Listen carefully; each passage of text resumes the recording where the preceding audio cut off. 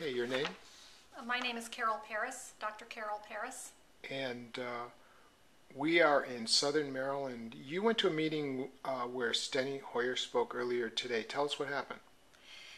Congressman Hoyer was attending, or actually he sponsored the Women's Equality Day luncheon, and the keynote speaker was Kathleen Sebelius. So both he and Kathleen Sebelius spoke. Where was it? It was held in Waldorf, Maryland. Okay, and that's in his district where Yes. you live also? Mm-hmm. Yes. And, well, what happened there? Well, it was strange that we didn't even know that Kathleen Sebelius was going to be the keynote speaker until we got there. And she did speak after the luncheon, but as soon as she was done speaking, she left. She did not accept any questions. And he spoke also. Did he take questions? No, he didn't take questions either. But you tried to speak with him afterward. What happened?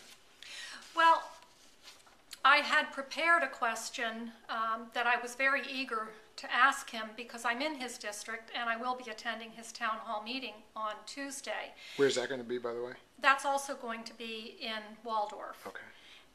And so I'm really glad that at least I wrote my question. I was able to hand it to Secretary Sebelius and then to privately ask the question to Congressman Hoyer. And the question, or the point I wanted to make, is that whether he believes single payer is feasible, politically feasible or not, and for that matter, whether Kathleen Sebelius, as Secretary of Health and Human Services, believes that single payer is on or off the table. The Speaker of the House, Nancy Pelosi, has pretty much put single payer on the table by virtue of the fact that she has called for an up or down vote on the Weiner Amendment when Congress convenes in the fall. And so I pointed that out to Congressman Hoyer, along with the fact that the congressional leadership has just called to have the H.R. 676 scored by the Congressional Budget Office.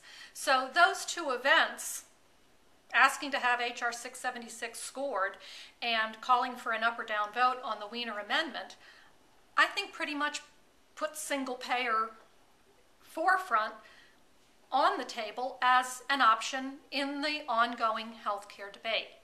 So the question that I asked him, and that I would have asked Secretary Sebelius had I had the opportunity, is, given that, will you include mention of the Weiner Amendment and the CBO scoring? Will you talk about that on Tuesday when you are speaking at the town hall meeting? Because I'm assuming that he's going to give an overview of what's happening in terms of healthcare reform, what the options are. And I wanted him to tell me and confirm that he would include that information in any discussion prior to question and answer. And he said that he would. He hemmed and hawed for a while, and then he did say yes, he would. Okay, final thing. So why do you think majority of doctors support single payer. Why do you think he's opposed to single payer? Well, he continues to say that it's not politically feasible. How do you translate that? That he's in the pockets of the private insurance industry, and he's also going along with President Obama's directive. But I also think that this debate is by no means done, and I won't hold him to his previous assertion that it's not politically feasible.